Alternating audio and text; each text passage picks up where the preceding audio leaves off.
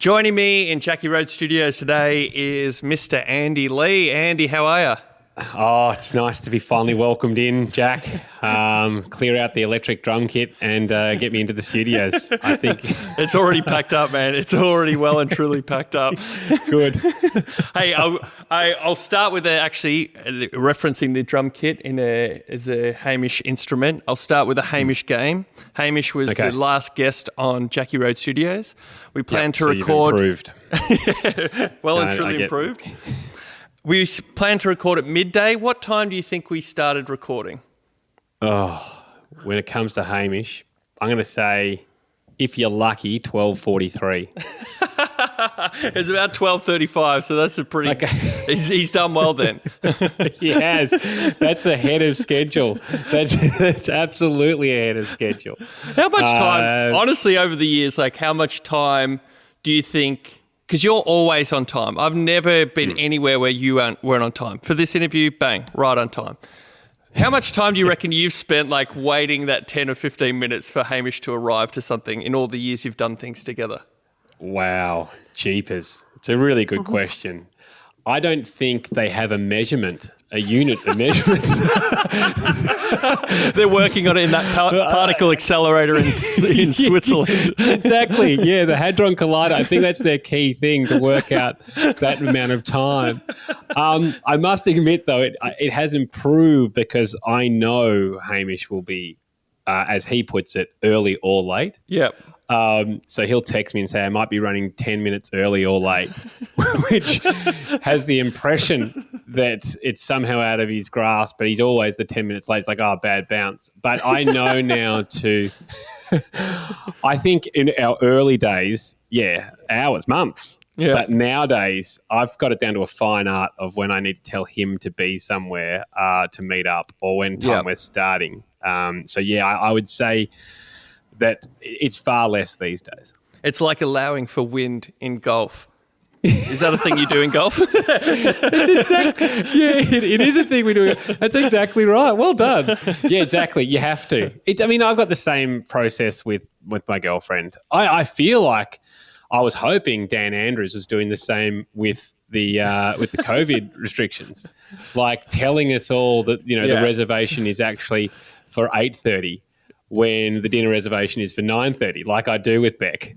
Well, he's kind of done the Hamish. We could be out a week earlier or we could be out weeks later, and it's always happens to be weeks later. Yeah, that's true. So I'm hopeful that we get out at the right time. But yeah, it's time management. So it is allowing for the wind. You're pretty good though with your time management, I reckon. Well, I didn't know you dealt with it with Beck as well, but I deal with it with Bianca, where she's kind of got if something starts at 2, her leaving before 2 is getting there on time. Never distance and traveling time doesn't really come into it. No, If it could be half an hour away or 10 minutes away or around the corner, it's always we left before the time it started. Yeah. Hamish, Beck, and Bianca all think we can teleport places. They have all, for some reason, got in their head that it's the Jetsons, and it isn't. It's not. It's not. It's not at all. But yeah, I get that. One time I remember thinking of the Hamish mindset. We were going across town. I picked him up, and we're going across town to record something. And we're getting close to the studios, and the record session was at 1, and it was 6 to 1 when we were just rolling up. And he's like, oh, man, we're early. I was like, yeah. He goes, should we go grab a coffee? No, you're allowed to get to things on time. You're allowed to be on time. I said, what do you mean? It's should we quickly look up a coffee? I'll look up a coffee shop. And he starts Googling. And I'm like, yeah, but there's no coffee shops nearby. You're expecting us to turn around and go and grab something. And he thought in that 6 minutes there was time to go and do something. And it's all involved, finding a parking the car, getting out, getting up to the building, finding what building number it is. That's all. A coffee takes 6 minutes to make. Yeah. That's even before the ordering. So again, if we could teleport straight to the coffee and then teleport straight to the meeting after that, we'd be all right. We might be all right. Yeah. Hey, Tell me if so. It's been now a couple of years since we've been off the radio show, which was on a top 40 radio station. Have you just completely lost track of what is cool and relevant and new music now? Well, yeah, yeah. But also, I mean, I still put on Spotify. I might put on like the top 40 charts, for instance. And today, for instance, I put on the iTunes top 50 just to have a listen to, just to see what's getting around. Right. And then do you back announce the tracks? Yeah. I always leave spots to thank the sponsor. So, you know, just to get the real feel, I'm thanking Video Easy and Blockbuster, and, you know, just to really hark back to the glory days of radio. But I would say I'm pretty much out of touch. I do listen to a lot of radio still, though. I know we were there, and you had to listen to every song when you go to the song. It was kind of there, and it, you know, we turn the songs down, and the three of us would chat, you, me, and Hamish. But it gets ingrained in there somehow, subconsciously. Can permeate. Yep. Yeah, a bit like a Clockwork Orange, I suppose, where they just made them watch terrible things. I think that's the same with pop music if you work in the station. But I still like finding out what people are into. But the hard job now for radio stations is top 40. It's kind of not existing. Like it is coming from streaming now. Aren't they mostly getting it from streaming charts? Exactly. They get it from streaming charts. But again, I think the want to be an individual is so strong that anything popular is just doomed because people want to get off it. Like they want to be niche. So I think there's many, many cool niche things, but not so much the huge broad thing anymore. Yeah. And what do you listen to mostly? Like if you're going on a drive or going on a run, what will you listen to? I love 90s rock and not punk rock, Jack, so don't get excited. I like There's probably some crossover in there though. There is. So what I've recently been doing is putting on Spoon Man by Soundgarden. I thought you meant Spoon Man, the guy who used to do mid-dawns on Triple M. Oh, Spoonie. Yeah, he was that's a great reference. But yeah, an old presenter. He had a great voice, didn't he? And he'd always do the hard topics at 11 o'clock at night. It was only truckies really giving advice on it. But I put on Soundgarden, Spoon Man, I think up there with the greatest rock song of all time. I know that might be a large call. But and then I'll put on Spoon Man Radio. I love that function. Yeah. So whatever Spotify's spitting out at me that is in the realm of Soundgarden and Spoon Man, that's what I'm enjoying. And normally, I mean, you probably might not know all the bands, Jack, but like at the time, it was all this Seattle rock movement with Nirvana and Stone Temple Pilots and Alice in Chains and Soundgarden and Pearl Jam. And so they all kind of come up, and that really does it for me. How old were you? A flannel net shirt and growing my hair long. What age were you when that stuff was coming out for the first time? Were you listening to it as it was coming out? But mainly to keep up with my brother. So I would have been about 12, I reckon, and my brother's 15. Would have been 15, and so he the influence, and I wanted to be my older brother. Probably still do. A lot of people think he's cooler than me. So, he is very cool hair. And so, it was those influences. And thankfully, those bands kind of stuck around for a long time. Chili Peppers in there as well. And so you got to see them grow. And it was about albums, It was a start to finish album situation, which I'm still a huge fan of. I said to you the other day, I texted you and Hamish and said, I'm doing a music appreciation night at my house when we're allowed to get back together. And it'll be about albums. It'll be about seeing, like, there were so many great songs on one album, and you had to listen for the journey of it. You had to listen from start to finish. Yeah, I still listen in albums. Sometimes I do the start radio, like Spoon Man Radio, equivalent to that. But otherwise, I find myself choosing albums and playing it through, even though you don't need to anymore with streaming. But I watched this thing recently, and a guy was saying artists these days don't need to release albums anymore. Albums was made because it's how many songs fit on vinyl. Then they sort of kept that template when it went to CDs, even though they could fit more on. And now they just don't. they don't need to do it. Like you could just release, as a song is made, release it out there and keep repeating. Well, I remember feeling like bands are up against it, like probably going to die out when we had, I think it was Coldplay on, and Chris Martin was talking about how you give yourself a year to write the songs, then record and perfect it, might be another year, and then you'll tour off that album. Yeah. So you generally, it's a 4-year kind of life cycle is what used to be for albums, like we'd be all hanging out for the next Pearl Jam album or hanging out for the next, whatever album.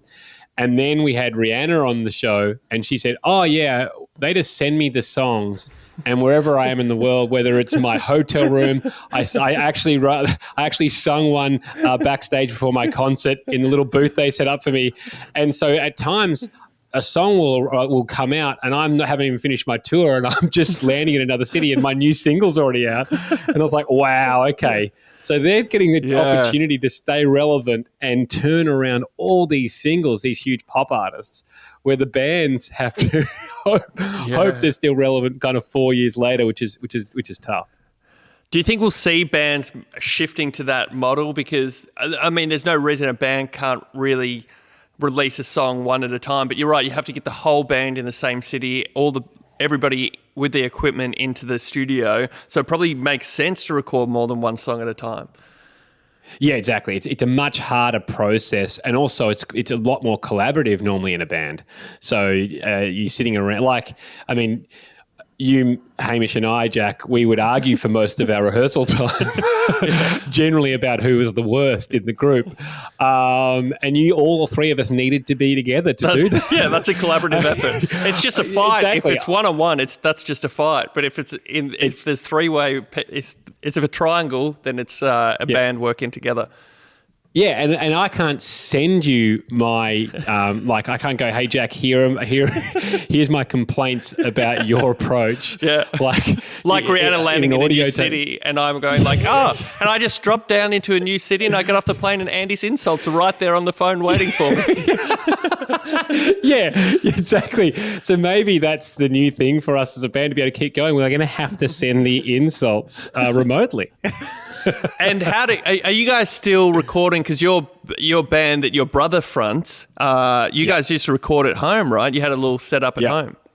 Yeah, we're still recording. We're just actually about to release some more songs, but it's the most fun. Multiple, plural. That's the old school way. Yeah, that's too old school, man. Well, we had an album. We actually have an album, and Cam said, "Well, should we get this out?" And I was like, I don't know. What's the point? It felt a bit like that. That's sad. And it is sad, but I was like, and so we're like, let's release a few at a time and do a gig to the other thing was it was always nice to do a gig to launch something. Yeah. An album launches are cool. And then the other thing that there are some really cool albums out at the moment, and it might not be your style, Jack, but the Harry Styles album is really strong. Really? I would only know the Watermelon song, I guess. Yeah, but he's got some really funky, soulful stuff. And as a journey for a whole album, I'm like, wow, this is like an album you can sit and listen from start to finish. And then, and again, a bit far from punk rock, but Taylor Swift's new album, Folklore, I think it's called, is just a folk album from start to finish. Yeah, we did listen to that, and that was the first new album I've listened to in a long time. Yeah, it's a bit of a start to finish journey. So it's nice to see those out, but I don't think people are really aware of them, that you're going to sit down and do that. But I mean, I love my 90s rock, but I also love kind of folk music, for love of a better term, but the Bon Ivers of the world, and I was super into Xavier Rudd and Jack Johnson and Ben Harper back in the day. And so, it was a bit of an eclectic mix. Yeah, two bands that remind me of you in that ilk is John Butler, I guess. At one point you must have... Butler. Yeah, that's right. So that was right. And then the other one is Missy Higgins, but maybe that's only because you have her guitar, or she played on your guitar. Yeah. So, I mean, that was the most exciting. Look, one of the funny things about when I started radio is I wasn't nervous at all when any of the A-list movie stars came in. Yep. But the first time John Butler came in the studio, I just was so nervous because I wanted to make it him. Yeah, he's probably that person that I was the most nervous to meet just because I loved the music so much. You started to grow dreadlocks. I tried to. Always trying to wear bare feet on stage, trying to pretend I'm more earthy than I am when I live in a suburban Melbourne.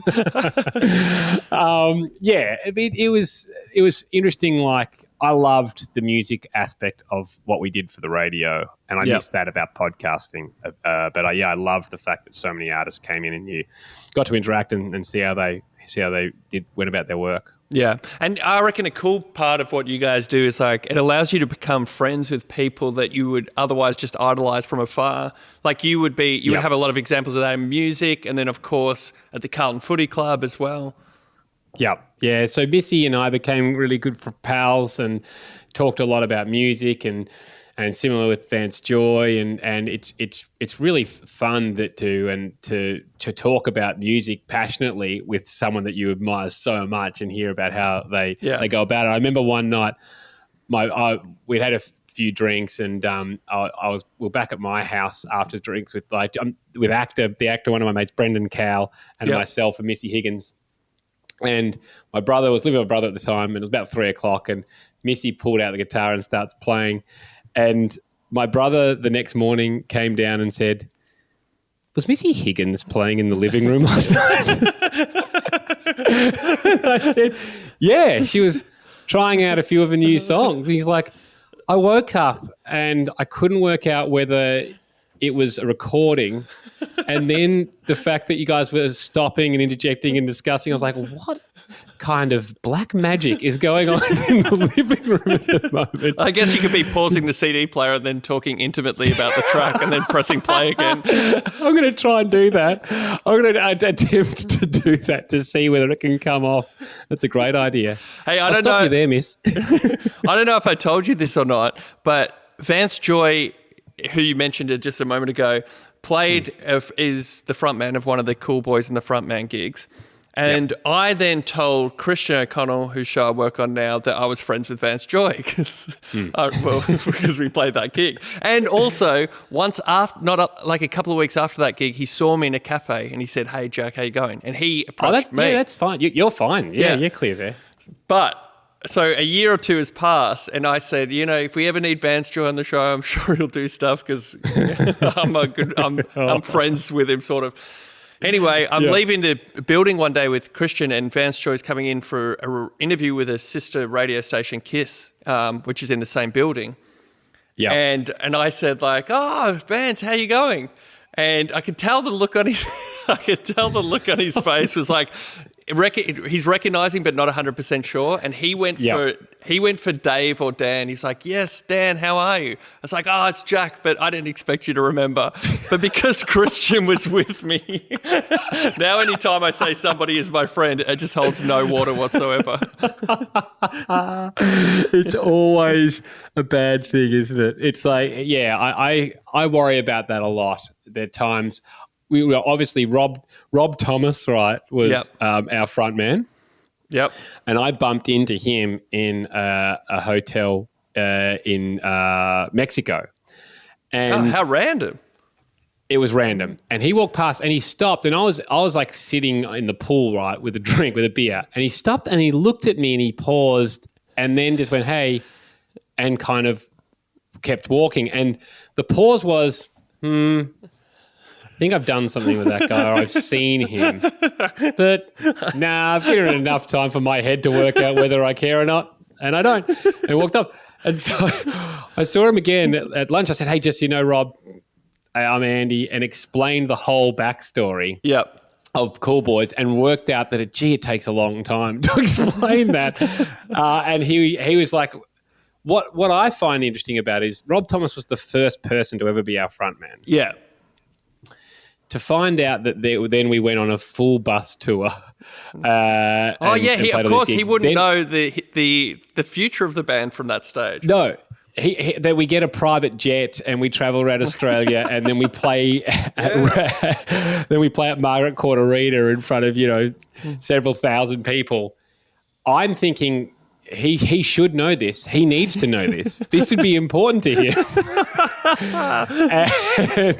and it's not. It's not important to Rob. Rob came in once and sung for us as a joke, and that was it. So, yeah, he did endure my long story and said, "That's great, man." But I just might finish my lunch now. Yeah, exactly. You know what I always remember about Rob Thomas is on Gold we play Smooth a lot, Rob Thomas and Santana. And I remember, and I didn't question it until I thought about it recently, but he said, oh, that song I did was the biggest song in the world. And at the time, I think we just nodded along. And now I think back to it, I was like, hey, interesting. Like, what metric is he using to say that's the biggest song in the world? He said it with such confidence, like he knows it is. Well, it did go, it probably went number one everywhere. Like, it was huge. Yeah, but he was saying it is the biggest song in the world, not it was the biggest song in the world. Oh, did he say is? Is. Like he got to the top of the hill. Rob, you can't have that. You can't. Next time I bump into you in a Mexican hotel, I'm going to have to tell you, mate, it's not the biggest song in the world. Well, I mean, I don't think you can have the biggest song in the world. I think you have to have the biggest song of all time. I think the biggest song in the world is time stamped, if that makes sense. That's right. What is currently the biggest song in the world? Yeah. So maybe he was just saying it. I mean, he should have said was, but it's Smooth. I think there's other songs that are more prevalent than Smooth at the moment.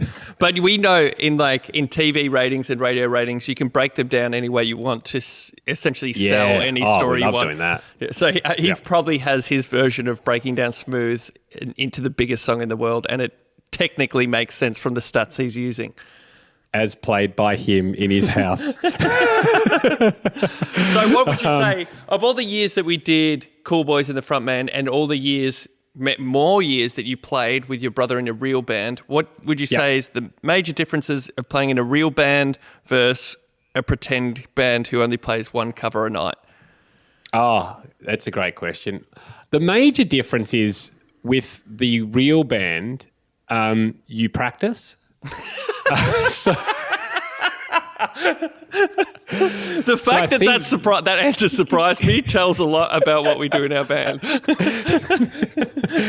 the fact that you practice not only individually, you go off and work on your own bits, which Hamish has never done, but together you practice. That would be the big difference. And you enjoy practicing.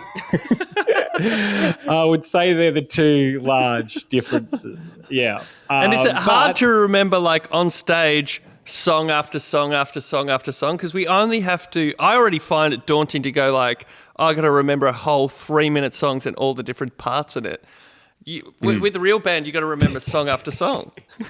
Yeah, you do. I think, again, it comes back to that practice thing. It's like...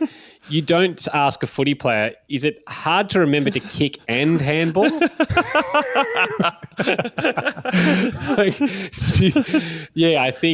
lot of it becomes muscle memory from playing a lot. Yeah, fair enough. That certainly is different. And also, I think when we go out, if someone makes a mistake in the band, in a real band, you're kind of like, oh no, that's a shame for that person. In our band, it's suck it. You're going to wear that. I can't wait. I cannot wait to publicly defame you and insult you about the mistake you made, which again is very different to a real band. Yeah. And was there any stage? I know you played music from like a really young age. Was there any stage where you thought that music could be a career for you? Totally. I wanted to be a musician, and we played some really cool gigs in a band. It's slightly different now, but back in the day we played some gigs alongside. We played in a festival where it was just us, Jebediah, Grinspoon, Icehouse, Eskimo Joe. I don't know how we got included in that. Well, Icehouse is a bit of a stand-up as well. As a standout, I was going to say, they're all my favourite bands from teenage years, which they were, Jebediah and Grinspoon, but Icehouse is a bit of a sore thumb there. Yeah. It was obviously the Legends. They were the older one. They actually headlined it, and then the band. I couldn't because we had the radio show, but the band supported In Excess on their last tour, which was super fun. So got to play with In Excess all up the East Coast, and Evermore was part of that bill stuff. So what did they do for the trumpet player while you were gone? Well, I think they realised that I'm not that prevalent. I'm kind of more like the dancing guy in the Mighty Mighty Bosstones. You don't need him. Yeah, it's not like AC/DC touring without Angus Young. It's like they would really miss him. No, it's nice to have him around for morale, but as far as the overall sound, it's not going to be too big a deal.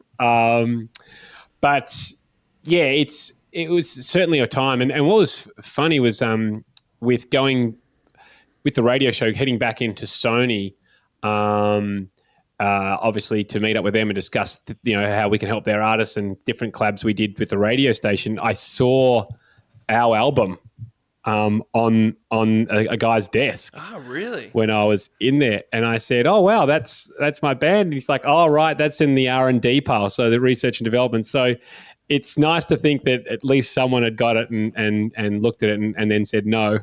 but there was a period there for sure that we really hoped that the band would go off. But it's so music is so hard. Yeah. And look, I would be.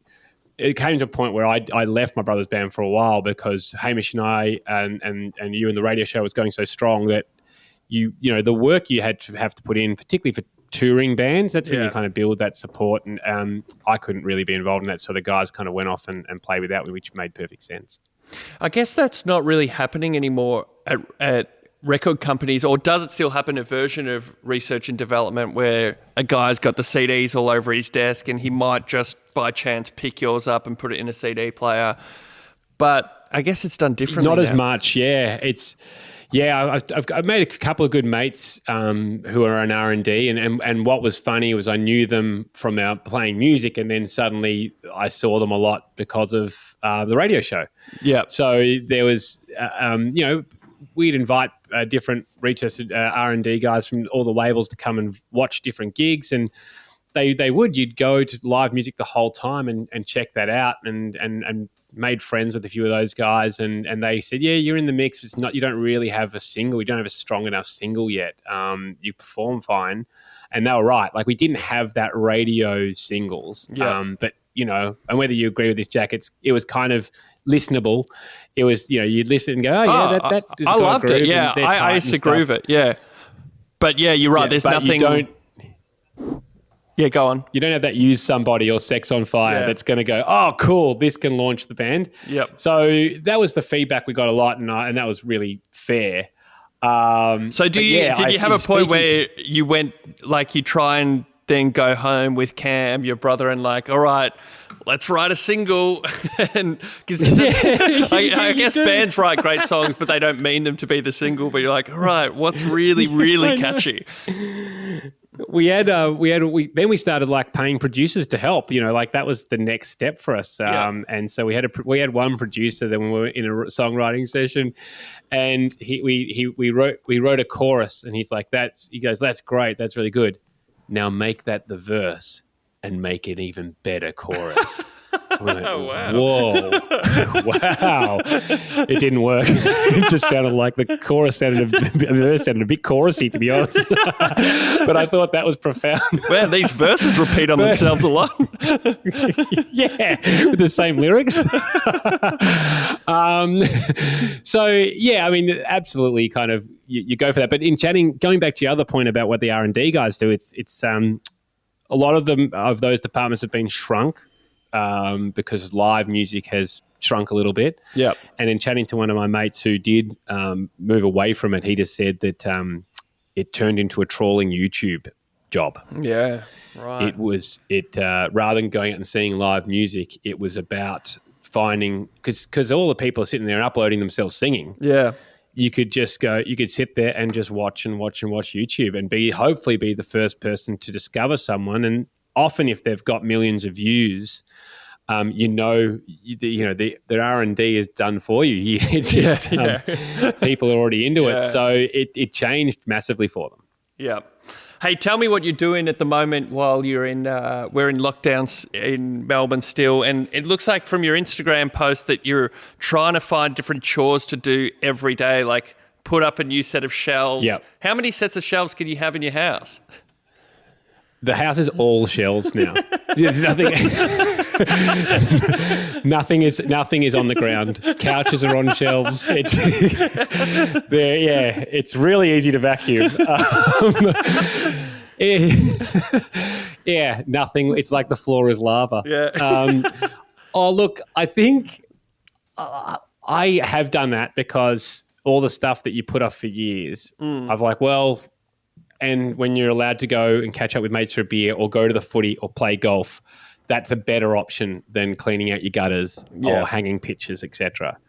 So, slowly working through all of that stuff. And it has kept me mildly sane. I think I'm slightly improved, not at your standard, Jack, because you built a house with your bare hands like Noah from The Notebook. But I am getting better at tying these things off and also just getting rid of junk. One sad thing is that obviously we can't donate anything at the moment to the Brotherhood bins or Salvation Army, etc.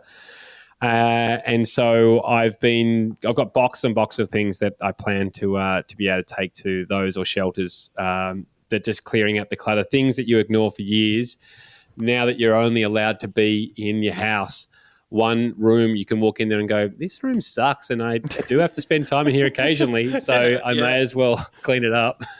And do you feel like, I feel like you strike me as a person who would miss having a lot of things to do. You like keeping busy. Yeah, I do. I really do. So I have slept in longer to make the day shorter, which is so weird.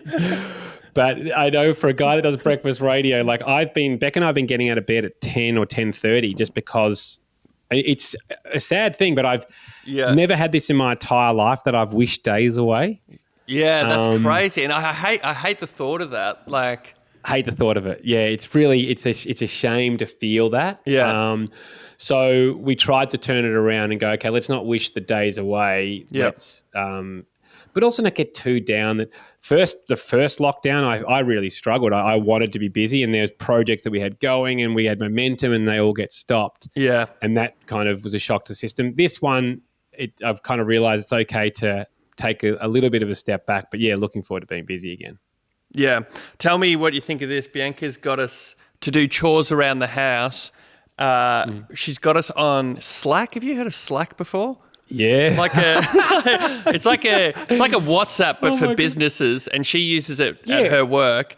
Now we have a Slack channel called Chores where we list our chores hysterical. That we do. Oh my gosh. You're going to have an HR department. You're using a business tool to allocate things which are meant to be, developing projects and briefs for customers. And you guys are using it to do chores. That's awesome. Look, so the other thing about Slack, if people don't know, and Asana is another one, is you can write down what needs to be done, but then allocate it to an employee. Yep. And so I just want to know, is Bianca treating you like, do you get an alert saying Jack's chores are these, and is Bianca's list as long? What's the story there? Yeah, the honest truth is, it was her idea, so obviously she's had the idea because somebody in the family isn't living up to their amount of chores. She doesn't go as far as... You've got to start reallocating your chores to the dog and just going, I can't believe this. This is unbelievable. It's really stacking. I'll tell you what, I'll take a couple more off Luna.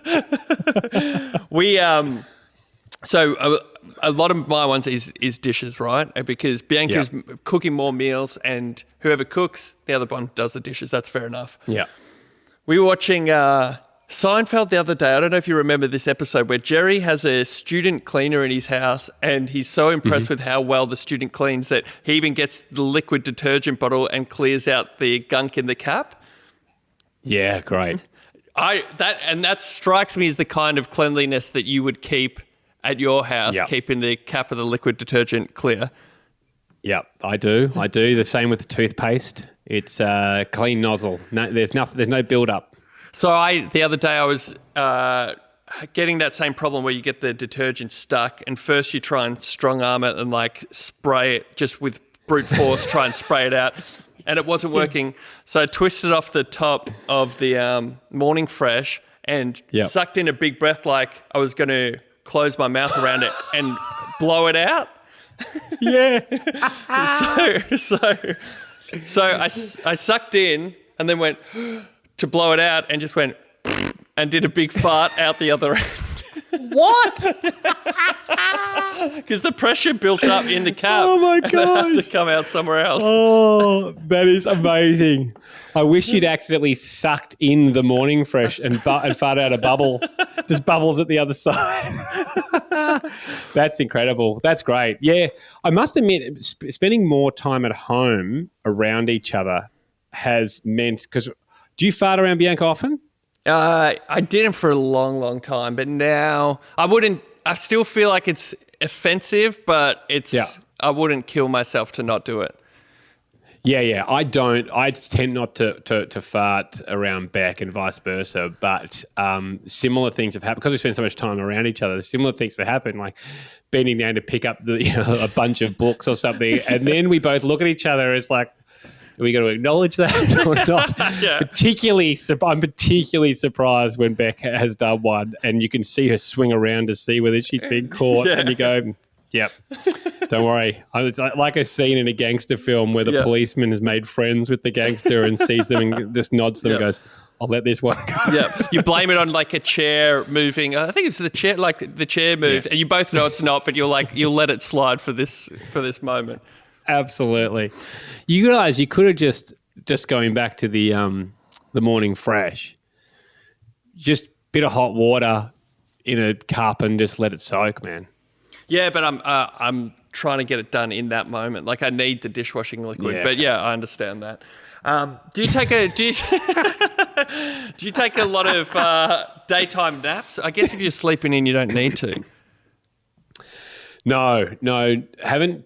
I'll only daytime nap if I get up early, which is only ever for golf. So I'll come back and have a bit of a daytime nap. But are you napping these days with the radio show? I wasn't, but now there's not a lot to do during the day. I was trying to wake up at 4:30 and I was trying to go to bed at 9, so still getting a good 7 hours of sleep and not needing to nap during the day. But now there's nothing really to do during the day, like you said. I'll just nap to same thing, like wishing the day away. But so I woke up from a nap just before this, but now, like the problem with naps is like you get so disorientated now, and I wake up so thirsty. I was like, oh no, I got to interview Andy after this, like parched, trying to suck down all this water. So I'm going to drift away from naps over the next couple of weeks as we hopefully move into being able to do stuff again. Well, Hamish and I had a race to sleep, if you were there, obviously, in New York when we went to the NYU, New York City University, and because they have a department of sleep, and there's not many universities in the world that have a department of sleep.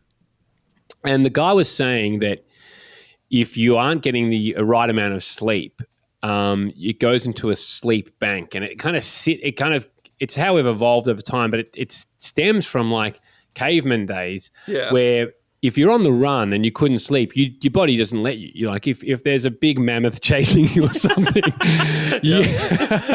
you keep running and you don't stop.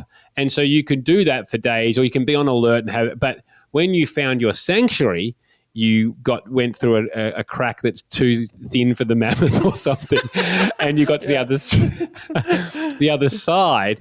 You would then rest, and once you go into that state of rest, as in past the usual amount you were getting, your body starts paying back the bank of sleep that you were taking out, the credit, right? And your body wants to pay it back all in one go. So that's the idea of being disorientated. And people, when people say you've overslept, apparently, according to this professor, you can't oversleep. What happens is if you've been undersleeping, I say 2 hours a night for two weeks, you're sitting there and you're owed the 28 hours back.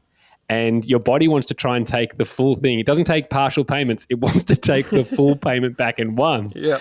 And so you go to sleep, and then you find yourself waking up feeling really groggy and terrible. Yeah.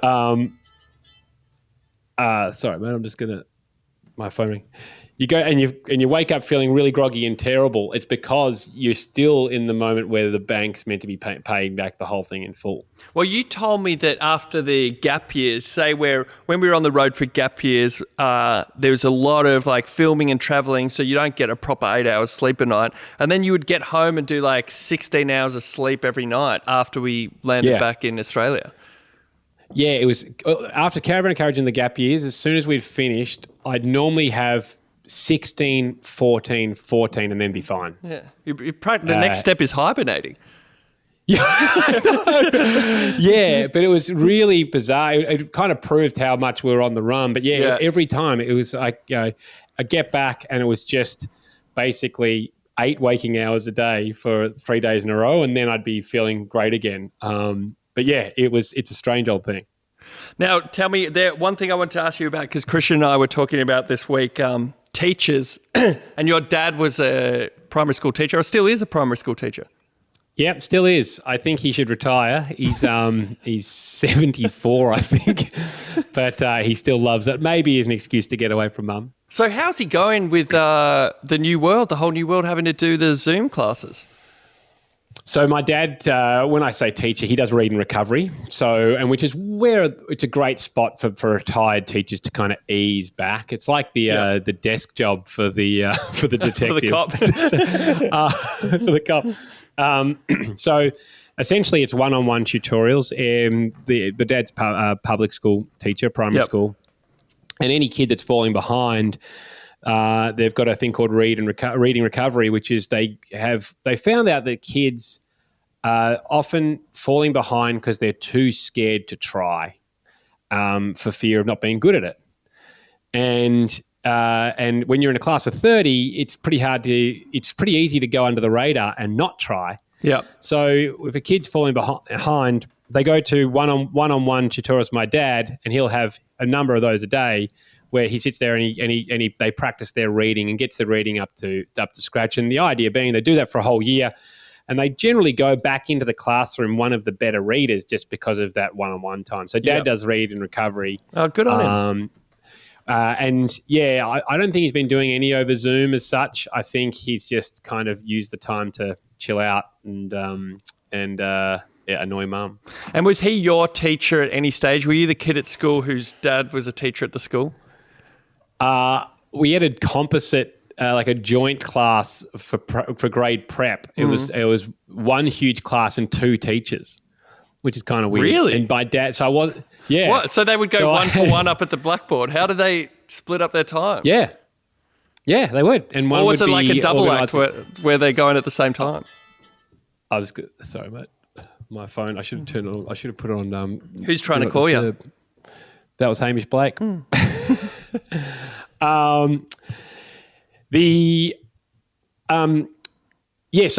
would basically, from what I can remember, because I was just a kid, they would just kind of take it in turns or do group classes. Like they would read a book and do different voices together, or we did a lot of the spy things. I don't know why Dad loved this, but he made us all spies in grade prep, and we would head out, and while another class was at PE, we'd go out and steal all their chairs and write a ransom note on the blackboard. And that's so cool. And Dad got in trouble for that. They're not actually learning anything. Dad and him and Mrs. S, this other teacher who's a ripper as well. The whole thing was so everyone had their spy number, their cards. We'd make up our own identifications, our fake names, and that was a lot of the teaching. And I'm not sure. I heard that in my later years that there was certain people, principals, etc., that didn't quite like the method, but it was heaps of fun. So I kind of wasn't directly in his class, but I was in the same class. Yeah. One thing I do remember though, Jack, was there was a metal plate in the middle of the room. It was a huge room, which would have a PowerPoint in there so you could plug in the projector. Yep. Right. And if you were in trouble, you had to go sit on the metal plate. Right. And this girl got in trouble. And her name's Fiona, and she got in trouble and she sat on the plate, right? Yeah. And my dad said, you're not allowed to leave the plate until after for the whole of recess, but everyone else is heading out. We all came back in from recess and there was a poo on the plate and the girl was nowhere to be seen.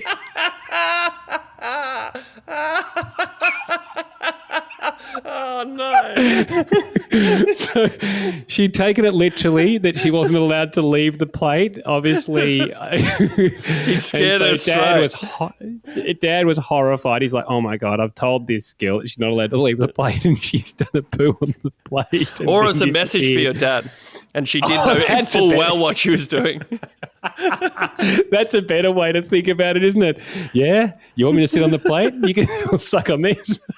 Well, you might have the question I was going to with teachers. You might have already answered with the spy stuff, but I was trying to think of like the coolest thing a teacher ever did for us, and the one for me was we had a teacher in grade 1 called Miss T, and she took everybody in the class, walked them down to 7-Eleven, and bought everybody a Slurpee. And it became like folklore throughout the school. And years later, people were like, were you in Miss T's class where she took us to all get Slurpees? What is the coolest thing you remember a teacher doing? We got to do that with, I think the Slurp, maybe, actually I would have been older than you. I was going to say maybe this guy stole it from Mrs. T. But we did a Slurpee.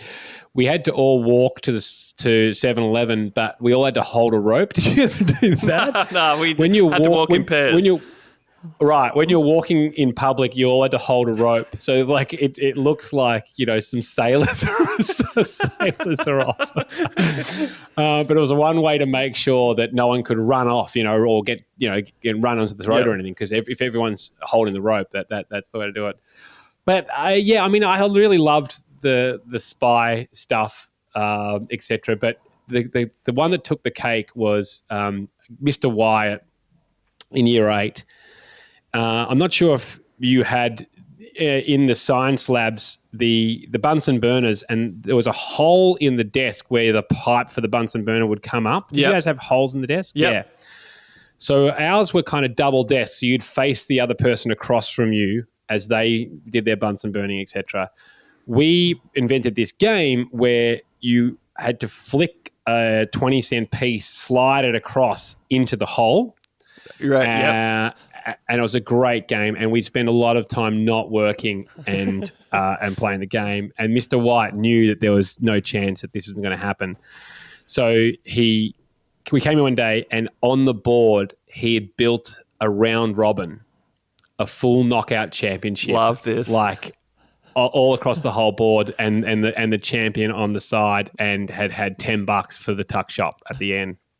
And he said, "Guys, we're not going to do any work today. We're having the championship. Put your Bunsen burners away." Yes, but if you guys, we can do this once a month, last Friday of every month, if you don't play the game for the whole month. And everyone's like, awesome. Yeah, we'll take that deal. Definitely. And so once a month, we got to play this huge round robin knockout championship. But and then the rest of the time, we used the Bunsen burners appropriately. He would have been a legend of the school. Like that is. It was awesome. I think of now being a teacher, like if I went to do it now, it'd be like, how many hacks can I do to make the kids love me like Mr. Wyatt did in that science class? Yeah, exactly. You need that. You need that stuff. I guess it's, if you can't beat them, join them. Yeah. I think that was what he was thinking. And look, we're all better for it. All right, Andy. Well, I've kept you longer than I said I would, so I'll let you take that phone call finally. And thank you for being on Jacky Road Studios. Mate, I can't wait. Can't wait to hear what you come up with. Bye-bye.